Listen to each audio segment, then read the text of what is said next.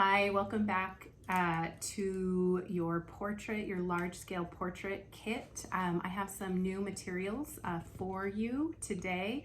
So in your kit, I'm going to include a pair of wheeled glass cutters. So these are a little bit different than the tile nippers because they've got one wheel on each side.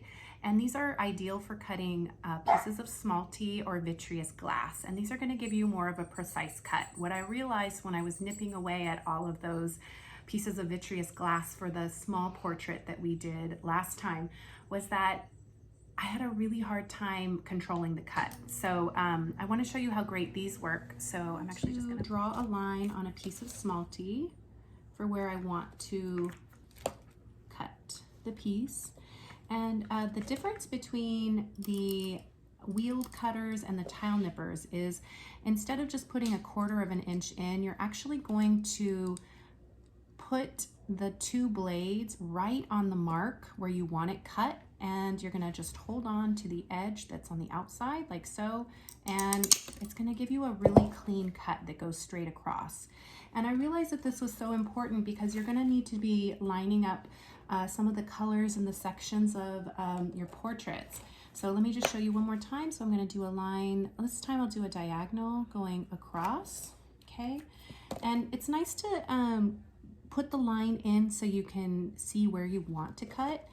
And again, instead of going 1/4 of an inch in, which is what I normally do with the tile nippers, with the glass cutters, I'm going to go right in the middle of where I want the cut to be. So this is on a diagonal, and I'm just going to hold this outer edge and I'm going to cut. And you see I get a really nice precise cut right on that line for triangles or rectangles or whatever shape you want to work on. Now, another item that I'm going to be including in your kit is some extra mesh sheets. Now, why you might need these? I've already stapled down your mesh, your plastic, and your portrait, but now what I'm going to do is as I mentioned before in the previous video, we always start with the eyes. And in order to get the right shape of the eye, what I'm gonna do is I'm gonna take this extra mesh and I'm gonna put it over my portrait. So I've got my Angelo here, and I am not doing this portrait. This is just an example. Adiola will actually be working on this beautiful piece. And I'm gonna use this mesh to draw the shape of the eye, and I can see through it. So I've got this beautiful, nice template right there. Now I'm gonna put the piece on my tile. So I've got this really nice brown root beer color I'm gonna be using. And I'm going to trace through the mesh to get the perfect size. Now, the trick is, of course, cutting it so that you go all the way around the edges. Now, I can see that. One of the problems on black or really dark brown or dark blue is that sometimes it's hard to see the black Sharpie that we've put in. So I'm also going to include either a gold or a silver pin. And what you can do with that is use it on your dark colored tile so that you can see your outline much better. So see, you can see that a lot better. Okay, now for this, because it's ceramic tile, I'm not going to use my glass cutters. I'm gonna go back to my tile nippers, okay? And what I'm gonna do is I'm gonna take that shape. So you might have a large tile, you might have strips of tile, and I am going to cut a little bit over the line so that if I mess up, I can come back and trim it down. So I'm gonna cut that, I'm only putting 1/4 of an inch in the tooth.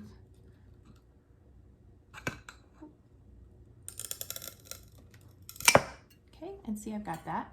Now I'm gonna cut a rectangle around it, okay? What's great though is because you have the outline of the eye, if you do accidentally cut into it, it's okay, it's a mosaic. You can have split pieces, so you can always put it back together like a puzzle if you do accidentally cut inside the lines. So I'm gonna go ahead and cut around that edge, okay? And ceramic is a little bit harder to cut just because it's thicker, okay? But I'm just gonna nip away around the edge. And remember, when you're done, you can always go back and wipe off any marking of Sharpie, the silver or the black that you have on your piece. And what's great is this is going to give you the perfect size for your piece. So I have one eye that's complete. I always start with the eyes because the eyes really are the center and the soul of the portrait. So that's what I would suggest for you as well, is to start with the eyes. I would do the color of the eye and then the white. After you're satisfied with each section, please be sure to also glue each piece into place. You want to use a generous amount of glue. Also, one thing that I always have to remind myself to do is to try to keep the glue off my fingertips. So I like to keep a little bowl of water handy, a little towel, because you want a good amount of glue on the underside where you glue the tile to the mesh. However, you don't want to transfer any of that glue onto the surface of your tile. So if while you're working you want to keep a little wet rag just to keep the surface of your tile clean, that would be awesome. So as I work on the portrait, I'm working on her eyebrows now. One thing I realized, there's a skill that I want to talk about. It can be a little hard to grasp at first, but when you have a curve like so see, I've clipped around the edge of the top of the eyebrow. That's the easy part, going on top. Now doing the underside of a curve can be really tricky. And you'll notice that on the first eyebrow I had, it split in one spot, and that's totally fine. It's a mosaic and we like those breaks in spaces and colors. So most likely when I'm chipping away or biting away, which is the technique that we're going to use here, when you're doing a curve and it's the inside of a curve, we want to kind of bite away at that curve as we go. So I'm going to show you what that looks like with my tile nippers. And some pieces may be cut in half, and that actually makes it a little bit easier because this is quite an arch right here. So what I'm going to do is I'm going to take my tile nippers, and sometimes to give yourself a little relief, you may actually want to decide where that break will be and instead of it being a surprise and, oh, I broke it in one area, you know, I may just want to break it in half. So I'm going to try that. So I'm going to break it in half, and these two are going to come back together again. And what that'll allow me to do is to try to bite away at this arch right here, which isn't as severe as it was when they were together. So I am going to just continue to bite, and the best way to keep a grasp with the tile nipper is to always hold. I know I've said it multiple times, but I never realized how important it was until I started making these tutorials, and I just do it without thinking. But when you hold the tile here, you do have more of a control of a cut. So I'm gonna clip away here, and like I said, I'm not gonna go straight in because I don't want to keep cutting it up. I'm actually going to angle it out so I can keep biting away, and that's great because that line is going to show me where I can continue to bite away. I can go from the bottom up, okay, and just kind of bite away at that curve. And see, that was so successful, and it really truly isn't always that successful, but that was a really nice cut underneath. So I'm going to lay that on the beginning of her eyebrow there. And if I lay it down and maybe it looks a little too thick, I can always come back and clip away.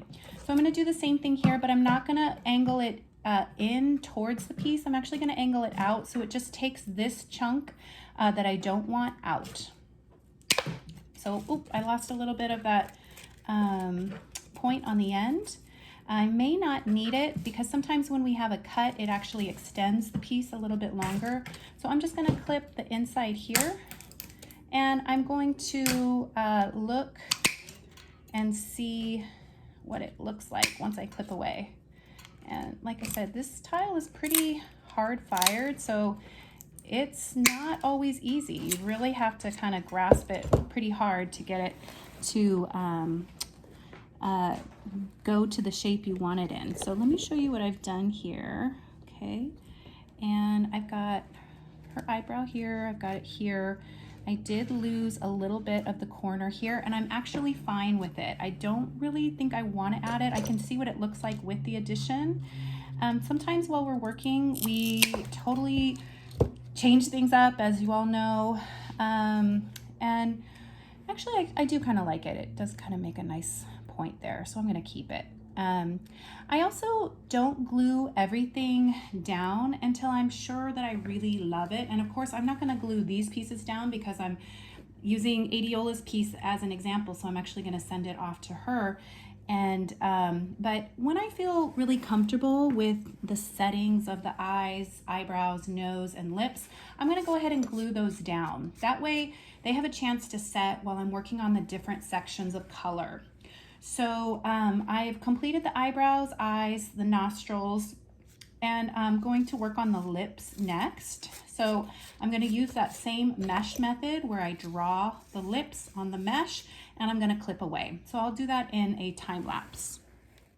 I'm tracing the lips on mesh, then taking the mesh and tracing that template onto the tile. You'll notice that the tile is in sections in both the top and the bottom lip.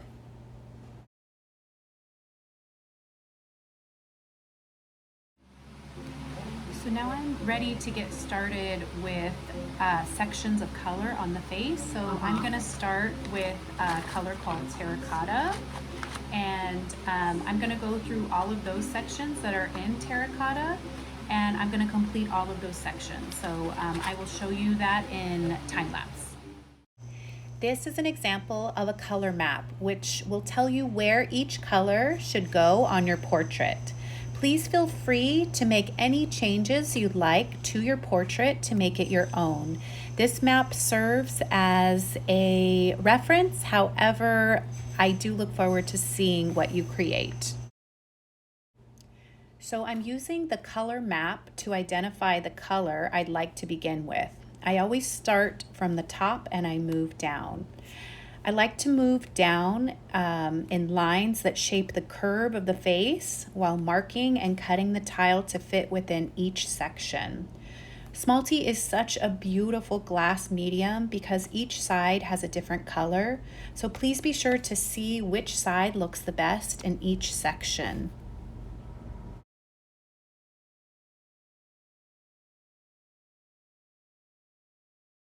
So now I've completed my terracotta section, so I'm moving into my second color, which is Sunshine Yellow. I'm using my color map to fill in the areas under her eyes, the tip of her nose, her dimples, and earrings. So all of those will be in Sunshine Gold. Now that I've completed the sunshine, I'm moving into my third color, which is Sienna. So I'm starting at the top of her forehead and I'm moving all the way through that section. So as you can tell, I like to kind of line the sections, and as I go, I clip as I need to fit the pieces into those sections.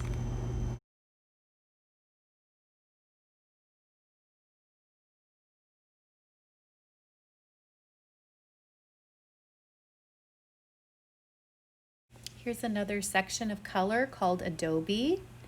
And here is another section of color on her left cheek called Quarry Red.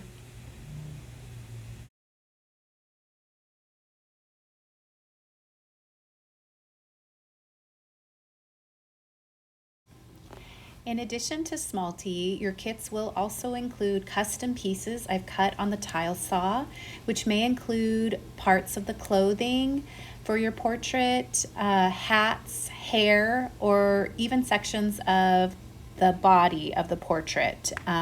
So I will show you a couple examples of some of the kits that I've created for the artists and what some of those pre-cut pieces look like. For the portrait of James Baldwin, I have created pre-cuts of parts of his face, lips, and hair. For Marsha P. Johnson, I have created a pre-cut of her jacket and her collar and the sleeves, the cuffs of her sleeves. I hope you have the most amazing time creating. I know that with my art, I love to work with my mom and occasionally get some important feedback from my 2-year-old daughter, Stella. And we have our mini mosaic artist, Stella. Can you say Bobby Seale? Bobby Seale. Good. Can you say Nelson Mandela? Lucy Mandela. Okay. Very good. Very good, Stella. Very good.